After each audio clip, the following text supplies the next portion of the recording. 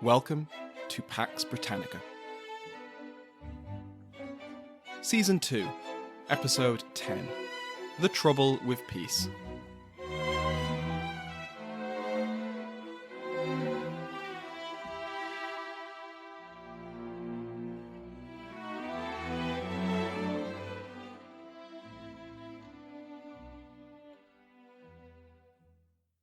Welcome back to Pax Britannica. I'm your host, Samuel Hume. Last week, we saw how events in Scotland played out after the pacification of Berwick. Both Charles and his Covenanter opponents agreed to disband the bulk of their forces. Several key strongholds were returned to royal control, with Patrick Riven taking command of the resupplied Edinburgh Castle. We saw how the General Assembly of the Church of Scotland met in Edinburgh and agreed with all the decisions of the last General Assembly. And then we saw how Charles and his proxy, the Earl of Traquair, tried to play for time by delaying and then proroguing the Parliament which was meant to make these reforms legal. And like so much of the Scottish crisis, Charles misjudged the extent of his authority.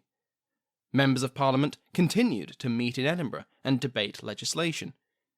And in 1640 the Covenanter Tables established the General Convention, which then created the Committee of Estates, which then declared that Charles had no right to extend the prorogation of Parliament. When that Parliament duly reconvened, it declared itself lawful and proceeded to ratify all the changes the various provisional bodies had put into place.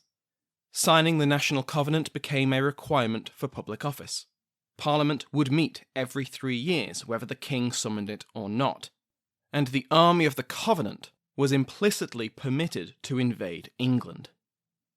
We also saw how the Covenanters successfully blocked Charles's diplomatic appeals to his relatives in France and Denmark. They turned these potential allies into, at best, neutral parties, and in the case of France, covert supporters of the Covenanters. Today, we're going to see what happened in England and Ireland while all of this was going on. It's been a while since we looked at English affairs, but if you recall, Charles had not called an English Parliament since dissolving his third one in 1629. This was the dramatic occasion when the Speaker of the House of Commons was held down in his chair, preventing him from ending the session until the critics of the government had had their say. Charles had since done his utmost to rule without Parliament for the last 10 years, and had come up with some ingenious ways of raising money without parliamentary taxation. Old feudal dues were dug up and enforced, land deeds unearthed and used to issue fines, recusancy fines for Catholics quintupled, and most famously, the ancient levy of ship money was demanded annually and from counties across England. All this kept the financial ship of state afloat, and also paid for the construction of several actual ships too. But it was a patchwork affair. Collectively, it raised just enough for the king, but it relied on dozens of unpopular, obscure, or unconstitutional methods to do so, and it was only sufficient for peacetime. So, as the Scottish crisis hurtled towards war, Charles had to decide. Would he break his decade-long streak of parliamentless rule? Or would he become the first King of England since Edward II in 1323 to go to war without parliamentary backing? By this point, it shouldn't come as any surprise that Charles opted for the latter in the run-up to the First Bishops' War. He exploited to the hilt any non-parliamentary income he could find. To raise his army, he called on the nobility to muster at York with both cavalry and infantry, demanded that the northern counties provide feudal levies, and enforced scutage, which required that knights pay a fee in lieu of military service. As we saw last season, Charles had managed some reforms of the Lord Lieutenancies and the county militias, and the Privy Council ordered the mustering of the militias of 13 northern counties. These were placed under the command of royally appointed officers, and were supplemented by troops from the trained bands of the more southern counties. However, there were serious issues with these methods. Firstly, the militias were the backbone of Charles's forces, but they were meant for local defence, not for campaigns outside of their home counties. Where the option was given for militia members to pay the cost of a substitute to take their place, it was worryingly popular. In these cases, instead of a man with some experience in drill and weaponry, there was a conscript with none of either. Summoning the nobility might have been an effective measure 2 centuries ago, but in the wake of the Wars of the Roses and a general centralising trend within England, the nobility were no longer the militarised class they'd once been. For generations, nobles had been in royal service not on the battlefield, but increasingly in governance. Now, this isn't to suggest the aristocracy were all now peace-loving hippies who didn't know one end of a sword from the other, but there wasn't a deep well of military experience and expertise. Similarly, it had no longer been necessary to maintain serious numbers of personal levies, and indeed, this had been looked on with suspicion by the crown. It was dangerous for nobles to have their own source of military power. So, when Charles summoned 115 peers, 17 of them tried to avoid service, and only a few turned up at York with sizable retinues. Cavalry, in particular, were in short supply.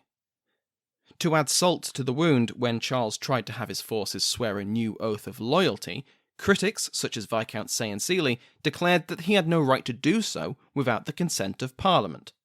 So, while the Covenanters were instituting the latest military innovations and methods of recruitment, Charles had to rely on the legacies of England's feudal past, and that is before we even get into the question of money. Because, as we've seen time and time again, war is bloody expensive, even when a monarch has a working relationship with Parliament. Parliamentary subsidies were the most effective way to fund a war, and so Parliament's control of the purse strings had been a powerful motivator for kings to listen to their subjects' grievances. But Charles did not have a working relationship with Parliament.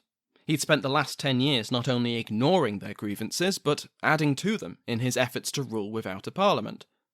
At this point, he was scraping the barrel of his prerogative incomes. Voluntary and even involuntary loans were drying up, and fines and other exactions had already been tapped. Not only because in many cases the money was genuinely not there, but Charles had burnt through so much goodwill over his personal rule. One such example, which I alluded to at the time, was the revocation of Londonderry from the City of London. Through this, plus the regular exactions of ship money and other legally dubious measures, the city was thoroughly displeased with their king. The Common Council of London bluntly refused to contribute to the war, quote, in regard of the many taxes imposed on them and the loss of their lands at Londonderry, end quote. So it's no surprise that Charles fell far short of his expected 30,000 men when the First Bishops' War began, and that those he did have were barely trained, armed, or experienced.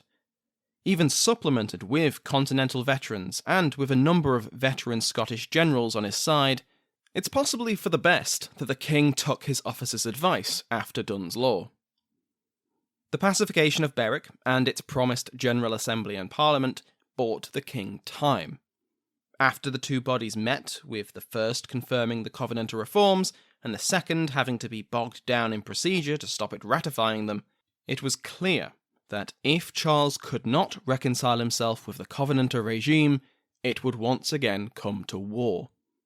Charles finally bowed to the inevitable, and for the first time in a decade, he agreed to call an English Parliament. But it was not so simple. Charles was many things, but he wasn't an idiot. Stubborn, yes, and sometimes a bit naive, but he was well aware that when the Parliament of England met, it would have an entire decade of grievances ready to pelt at the crown, like so many rotten eggs. So since he couldn't avoid a Parliament, Charles prepared the ground as best he could. Since Parliament's main advantage was its ability to grant or withhold taxation, the king tried to climb out of the financial hole he dug himself. The logic being, the less obviously desperate he was for money, the stronger his position would be when he met with Parliament. This was possibly more of a concern for those councillors who knew that they would be targets of retribution, Laud and Wentworth chiefly among them. If the king was at the mercy of the Commons' purse strings, he might not be able to protect them. and so Charles and his councillors once again scraped the barrel for every drop of liquid cash they might have missed. A loan of £300,000 was negotiated from Spain, in return for aid against the Dutch. We'll return to this at the end of the episode. The Spanish were also permitted to recruit 3,000 Irish to serve in their armies. Charles's councillors opened their own purses to the king, and pledged another £3,000 in the form of a loan. But, as we've already seen, other forms of extra parliamentary income, such as loans and gifts from the City of London, were increasingly hard to collect. The Bishops' Wars also marked the effective end of ship money. The policy had been straining since the Hampden case, which had been such an embarrassingly close call for the king. Even for those who accepted the result of the Hampden case and considered ship money legitimate, the process of collecting it collapsed as the kingdom mobilised for war. With the pacification of Berwick and the general expectation that a parliament would now, finally, have to be called, it became even more difficult to justify ship money. It had always been a stopgap measure, an emergency tax which would be made obsolete once Parliament granted subsidies. With a Parliament on the way, why pay twice? And then there was Charles's third kingdom, Ireland. Not only would Irish taxation boost the king's financial position and so reduce his dependency on his English subjects, but such taxation would have political benefits too. As Harris puts it, quote, "It was a deliberate attempt to play the two kingdoms off against each other." End quote.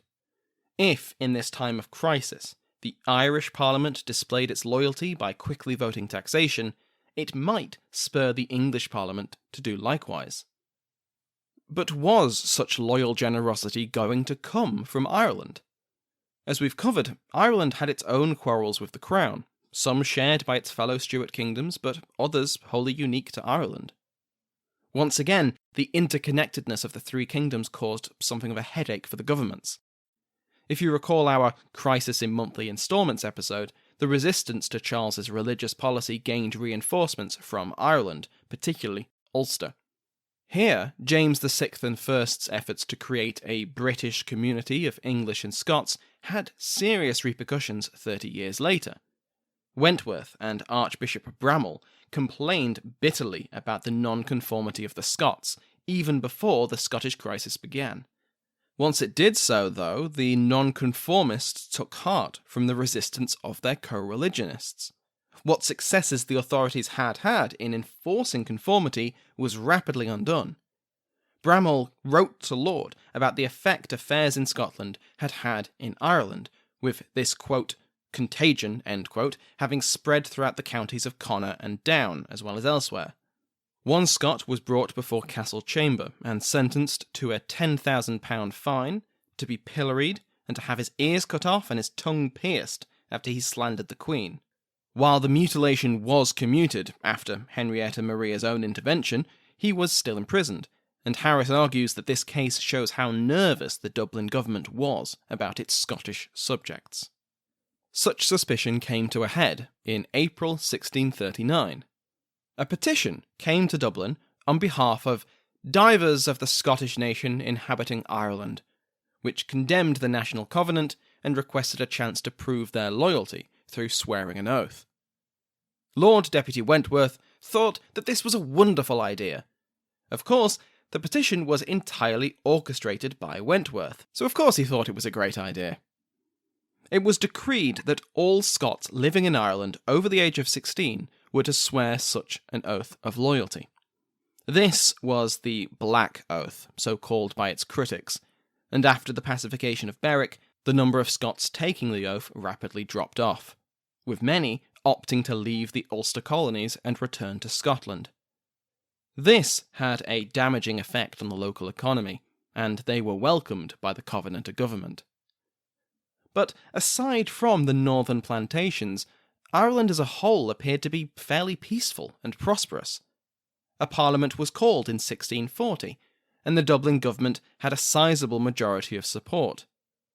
Wentworth had now finally been awarded the earldom he'd requested before leaving England, and so from January 1640 he was the Earl of Strafford, and from now on I'll refer to him as Strafford. So, Strafford opened the session in March 1640, and he did so in the same way he'd done in 1634.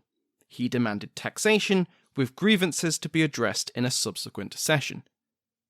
The government majority was supplemented by the Catholic MPs, who, despite still smarting over the betrayal of the Graces, were much more concerned by the potential of a victory for the rabidly anti-Catholic Covenanters. 4 subsidies of £45,000 each were unanimously voted to pay for an Irish army of 9,000 men, most of whom were Catholic. This was then followed by a declaration from the House of Commons, which stated their loyalty to Charles and their satisfaction with his rule. It was effectively a declaration of war on the Covenanters. Parliamentary taxation was supplemented by 6 subsidies from the Irish clergy. I can almost imagine Charles as a disapproving parent. See, English Parliament, look how good the Irish are. Why can't you be more like them? That English Parliament had been delayed to allow the Irish counterpart to meet and set a good example. But in April 1640, the new MPs finally gathered after hotly contested elections. There were 62 electoral contests, which Harris points out was an unprecedented number. Despite the hard work of the Crown to support its candidates, they fared badly across multiple constituencies. 17 candidates were put forward by the Duchy of Cornwall. All but 3 were defeated. Out of 38 government-nominated candidates across England, only 11 were elected. Critics of the government enjoyed the opposite result. Names familiar to us by now, the Earls of Warwick and Essex, Viscount Say and Seeley, Lord Brooke, had most of their candidates elected. This was nothing like a modern election campaign, and the electorate was, after all, a vanishingly small minority of the population. Nevertheless, candidates and their backers sought to make their case to the voters, and for the critics of the court, these centred around complaints we've heard plenty about. Religious innovations, monopolies, impositions, ship money, the revival of costly fines such as those for the distraint of knighthood and building outside of ancient boundaries. Pamphlets and petitions were distributed listing these as the reasons to vote against church papists and ship shreves, and once selected to attend Parliament, critics of the regime took these documents to support their complaints. However, if Charles had his way, they wouldn't get a chance to air those complaints in this session. Strafford, who had returned from Ireland immediately after proroguing that Parliament on the 31st of March, had shown that it was possible to control a Parliament and to demand supply before considering grievances. And so, Charles opened this first session of the Parliament of England in 11 years. How did he mark such a grand occasion? With some very brief remarks highlighting the, quote, great and weighty cause which England faced. He then departed the hall and left the Lord Keeper, John Finch, to inform Parliament of the specifics. This was the same John Finch who had been the Speaker of the House of Commons 11 years ago, when he'd been physically restrained while government critics made their case. He's since appeared in our narrative as one of the judges in the Hampden trial, where he'd been one of those who found in favour of the king. His loyal service had meant promotion from the king and contempt from the opposition. Charles could have hardly picked a more antagonising figure, a reminder of that last Parliament so long ago, and a defender of one of Charles's most unpopular policies. Lord Keeper Finch urged the Commons to focus their attention on granting the king supply, in both taxation subsidies as well as legitimising the king's collection of tonnage and poundage. After all, he'd been collecting this illegally since coming to the throne in 1625. Charles hoped that his English subjects would be suitably concerned about a Scottish invasion, and indeed the looming war was depicted as a war between England and Scotland. As we saw last time, this is not accurate, but it had sticking power. Strafford agreed with this assessment, perhaps overestimating how many English still saw the Scots as a traditional enemy, and certainly underestimating the strength of feeling which had built up during personal rule. So, when the Lord Keeper urged for taxation to be granted, quote, with all speed, the reception in both houses was not at all like it had been in Dublin. Instead, it was much more like the parliaments of the 1620s, and the majority of MPs insisted that taxation could only be granted in exchange for the resolution of grievances. John Pym held the floor for 2 hours as he gave a speech listing dozens of complaints that Charles's subjects had with their king. In the Lords, there was much more support for the king's agenda, but even here there were several influential critics of Charles. Say in Sealy, Brooke, Warwick, Essex, these Puritan lords were sympathetic to, and perhaps colluding with, the Covenanters as a means to ensure constitutional reforms within England. If Charles won an outright victory, then who knew when he would call another parliament? Who knew what damage he could do to the liberties of England in that time?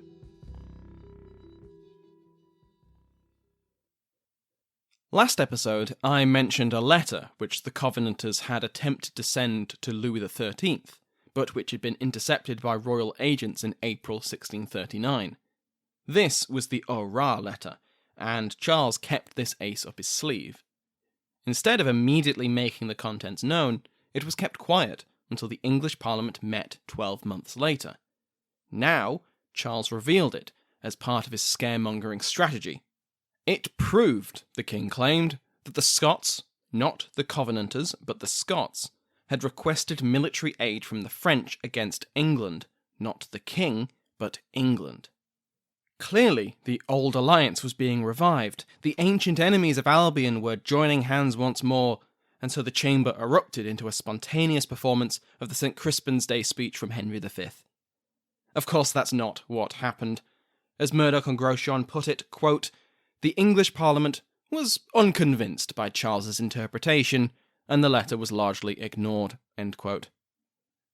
The Covenanters worked their own PR magic when they published the Remonstrance Concerning the Present Troubles, addressing it to the English Parliament. In this document, which you can read online, the Covenanters justified their position and their actions over the previous year. They had intended no rebellion against the king, yet Charles had been led astray by evil counsellors. In the remonstrance, both Laud and Strafford are explicitly blamed for this. The remonstrance also included the full and original text of the Hurrah letter, and convincingly denied royalist claims that it was a request for anything other than mediation. It also did what it could to justify the future acts of the Army of the Covenant, and insisted that the Covenanters were not the enemies of the English. Sympathetic MPs, such as Pym, championed the Covenanter view in Parliament. It helped that many of the arguments made in the remonstrance, such as blaming Strafford and Laud for the problems facing both England and Scotland, were already popular in both houses. It was, pun intended, preaching to the converted. So, all of this is to say that Charles was not able to appeal to English national pride. If he wanted Parliament to pay for crushing the Covenanter rebels, he would have to compromise. Grievances would have to be heard, and only then would the Commons vote taxation. Charles bitterly complained to the Lords that the Commons, quote, "have put the cart before the horse," end quote. After all, quote, "my necessities are so urgent that there can be no delay," end quote. He was eventually convinced by his Privy Council and pragmatic allies in Parliament that he had to offer something. So, on the 4th of May, Charles made an offer. As tradition dictated, a convocation of the Church had gathered at the same time as the Parliament. Charles would announce to that convocation that there would be no more innovations. He would also allow an appeal of the Hampden case in the House of Lords. In return, Charles wanted 12 subsidies, £1.2 million, which was an eye-watering amount of money. This was estimated to be enough for a 12-month campaign, and perhaps, if this deal had been offered early on, it might have been accepted. But Charles guaranteed nothing, and the Commons did not trust him. Debates over whether to grant taxation continued, long past the deadline, and so on the following day, on the 5th of May 1640, Charles dissolved Parliament. He complained that the Commons had fallen into, quote, "bargaining and contracting," end quote, when they should have freely supported their monarch against a rebellion. He blamed, quote, seditiously affected men, end quote, for leading the rest of the house astray. The first English Parliament in 11 years had lasted only 3 weeks. David Smith, in his The Stuart Parliaments, points out that despite occurring more than a decade after the others, and only 6 months before its successor Parliament, the short Parliament is best seen as the finale of the Parliaments of the 1620s. Many of the same grievances that drove critics of James and Charles then were the same now. Monopolies, impositions, corruption, religion, foreign policy, unpopular councillors, and, uniquely to Charles, tonnage and poundage. Personal rule had only added a raft of complaints that fit into these pre-existing themes. And of course, the short Parliament began and ended in the same way as its predecessors from the 1620s, at the King's pleasure. Charles called Parliament to meet, and then he dissolved it, and his authority to do so was not questioned, despite dozens of grievances remaining unaddressed. Charles would not be able to do this ever again. Smith sums up the legacy of this short-lived gathering quite nicely. Quote, "For Charles, the dissolution was a disaster, for it marked the point at which he began to lose control of events.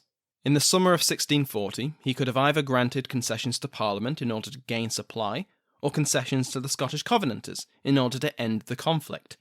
The only option that was not viable was to grant concessions to neither and launch a second campaign against the Scots without parliamentary supply.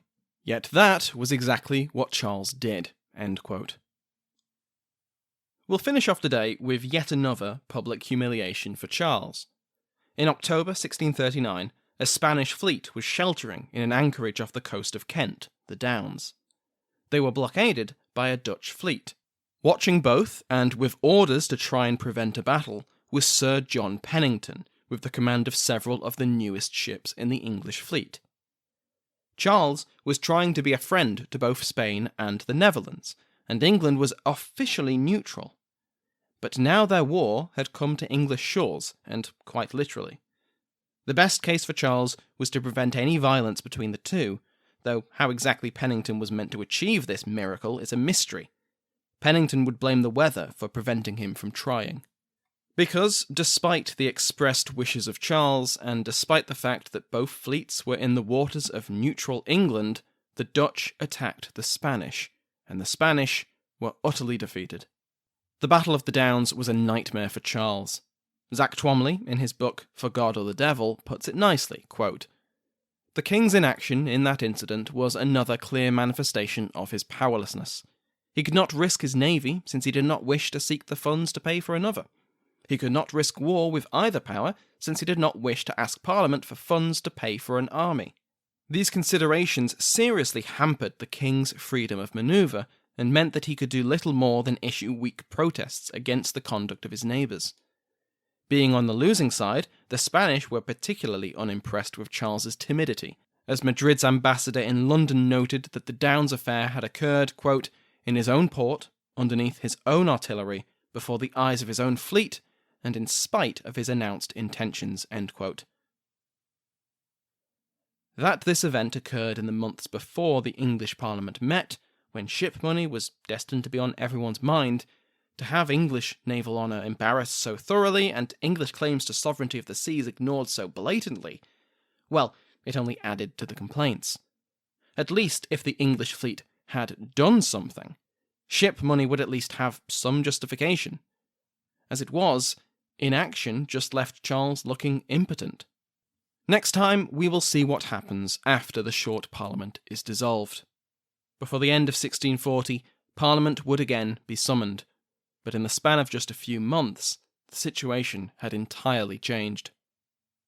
Remember that you can follow me on Facebook and Twitter, links will be in the description of this episode. You can also email me at podbritannica@gmail.com. Thank you to everyone who's left a review on Apple Podcasts or their favourite podcast app. Thank you to my royal favourites, Andrew Shoemaker and Mike Sanders, the Duchess of Devon, Michelle Gersich, the Royal Headsman, executed today, the Duke of Clarence, Rory Martin, the Duke of Ormond, Brendan Bonner, the Marchioness of Scullion, Lady Jennifer, the Marquess of Hereford, Christopher Remo, the Marquess of Queensberry, Brent Sitz, and the Marquess of Southampton, Allan Goldstein. Thank you to my entire House of Lords, especially those I haven't mentioned. Thank you to Sounds Like an Earful for the interval music used in today's episode, and thank you to you for listening.